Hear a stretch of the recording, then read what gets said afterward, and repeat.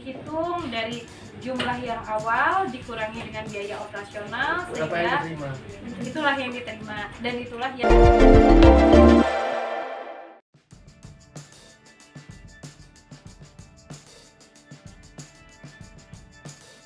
Honor Rp172 juta dari DNA Pro batal disita. Rosa bersyukur hingga beberkan alasannya.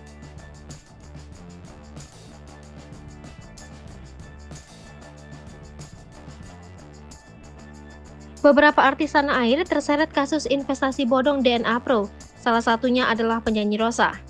Karena itu beberapa waktu yang lalu, Rosa menjalani pemeriksaan di Bareskrim Polri.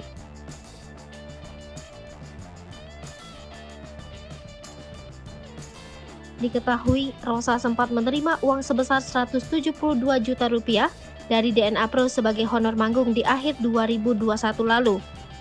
Rosa pun diminta mengembalikan uang tersebut.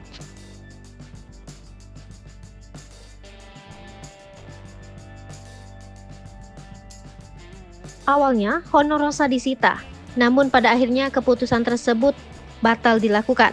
Apa alasannya?